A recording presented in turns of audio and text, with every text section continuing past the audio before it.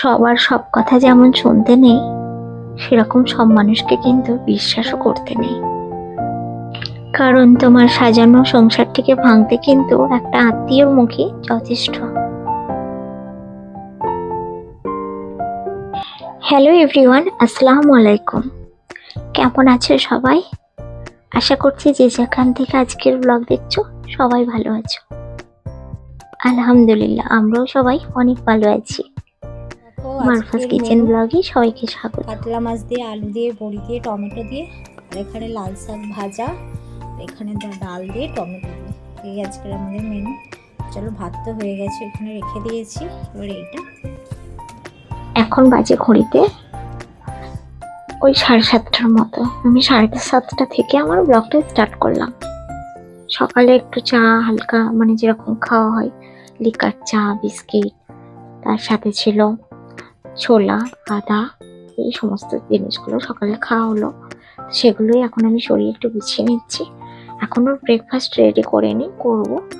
এদিকে একটু গোছগাছ করে নিয়ে করবো। সিমরা বাবা স্নানে গেছে, তো আমি আজকে একটু মানে চালের আটার রুটি বানাবো। শবে বরাতের দিনে বেশ খানিকটা আটা মানে করা হয়েছিল, মাখা হয়েছিল, তারই কিছুটা আর কি রেখে দিয়েছিলাম। তো সেটাই আজকে বার করে ভালো করে মেখে নিয়ে আর রুটি বানিয়ে নিচ্ছি। আর এটা শবে বরাতের পরের দিনের ব্লগ যেহেতু, আর শবে বরাতের দিনও খুব অল্পই রুটি করেছি, তোমার সঙ্গে শেয়ার করেছি, দেখেছো। তো সেই জন্য ভাবলাম আজকে কিছুটা করে নিই, আর এটা খাওয়া হয়ে যাবে। কোনো মাংসের তরকারিও তো আছে, তাই দিয়ে খাওয়া হয়ে যাবে। শুধু রুটিটাই বানাবো, সাথে একটু রান্নাবান্না তো আছে, দুপুরে রান্নাবান্না করবো। তো চলো ভিডিওটা দেখতে থাকো।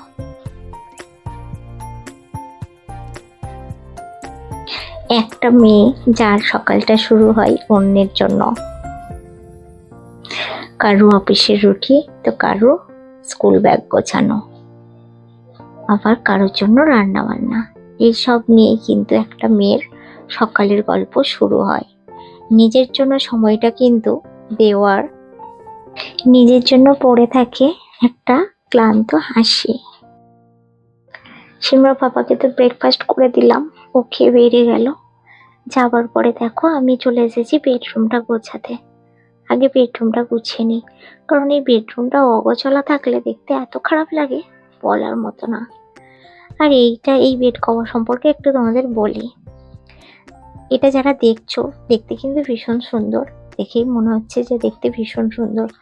সব থেকে বড় কথা, এটা একটা ভাইরাল বেড কভার বলতে পারো।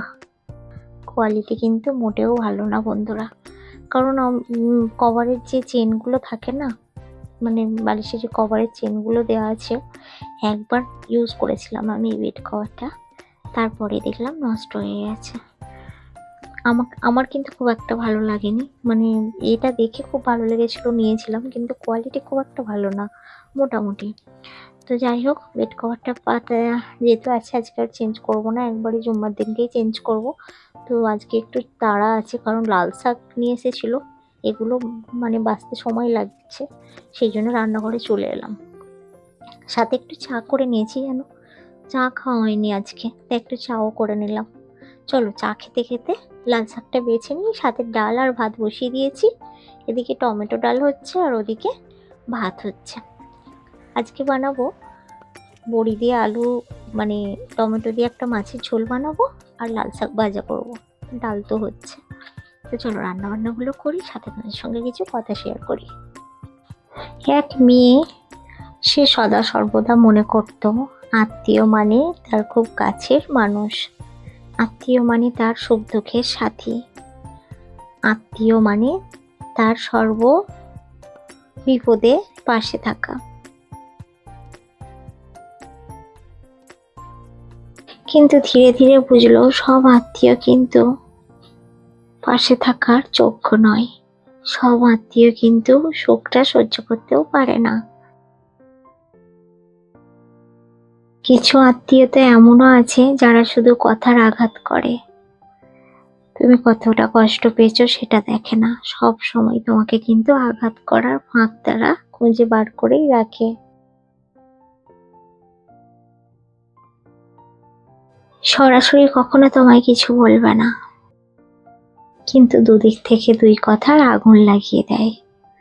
কিছু কিছু আত্মীয় কিন্তু এরকম আমাদের সবার মাঝে বিরাজমান আছে। অনেক সময় আবার এটাও লক্ষ্য করবে যে শাশুড়ির নামে বৌমাকে আর বৌমার নামে শাশুড়িকে, কোথাও একটা কোনোদিনও তারা শাশুড়ি বৌমার এক ঘর গল্প গড়ে উঠতেই দেবে না। এরকমও আত্মীয় কিন্তু আমাদের সবার মাঝে অনেকটাই বিরাজমান। তো এখন বানাবো বড়ি আলু মাছের তরকারি। তার জন্য ফোড়নে দিয়ে দিলাম সর্ষের তেল, দিয়ে দিলাম একটু অল্প করে 5 ফোড়ন। সিম্বার পাপা বলে প্রতিটা তরকারিতে 5 ফোড়ন দেবে, খেতে নাকি আরো টেস্ট হয়।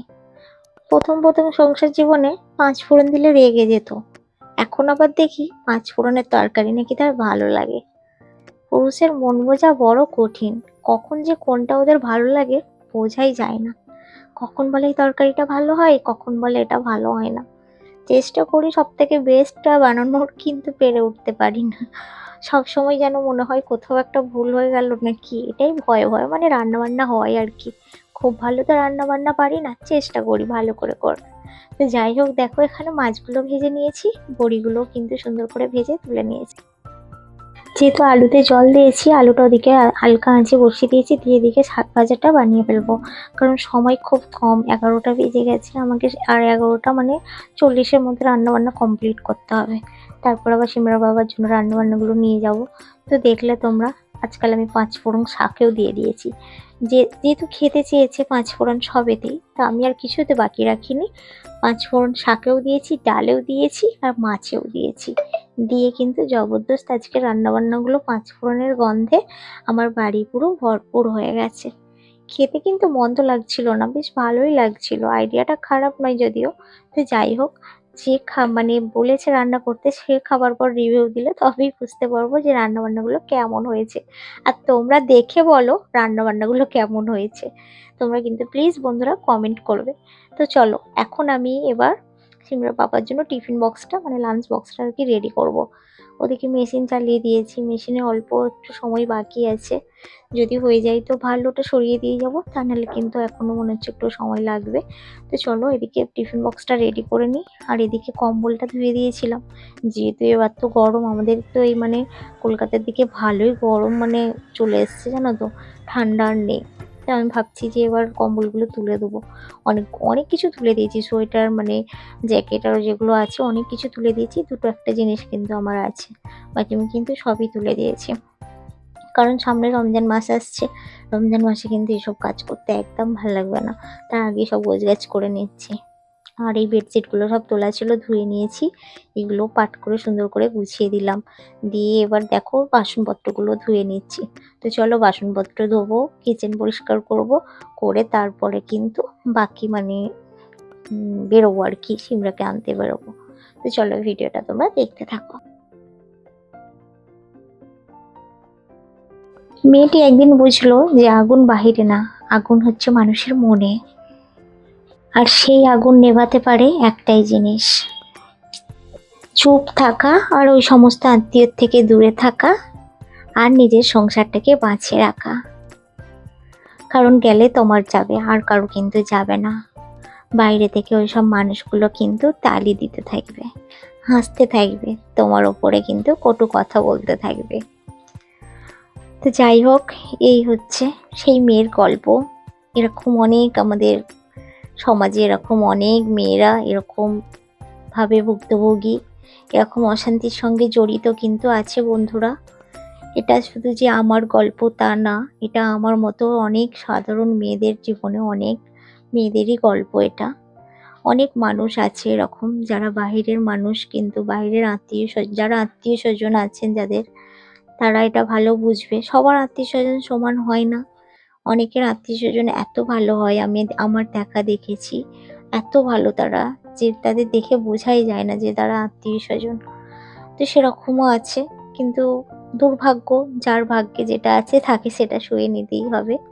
এখন আমি টিফিন বক্স মানে লাঞ্চ বক্স আর কি, সরি, প্যাক করে নিলাম, নিয়ে বেরিয়ে পড়লাম আমার ডিউটিতে। সিমরার পাপাকে খাবার দিতে গেলাম, সিমরাকে নিয়ে আসলাম, সাথে আজকে মেয়েকে টাকলা করছি। বড়ই দুঃখ লাগছে জানো, মেয়ের চুলটা খুব সুন্দর তো কেটে ফেলছে, ভীষণ দুঃখ লাগছে, কিন্তু কিছু করার নেই। অনেকদিন থেকে ভাবছিলাম ওকে ন্যাড়া করব, কারণ ও এবার 1-এ উঠবে, অন্য স্কুলে যাবে, এরপরে আর করব না, বড় হয়ে যাবে। তো আমি ওকে যেই থেকে মানে বাবু বড় হচ্ছে একবারই ন্যাড়া করেছি, মানে টাকলা করেছি একবারই আর কি। তো এইবারে টাকলা করে দিলাম। যাক, খুব ভালো ঘুম দিচ্ছে মেয়ে আমার টাকলা হয়ে। বারবার জিজ্ঞেস করছে, মা আমার চুলটা কবে ফিরে পাবো?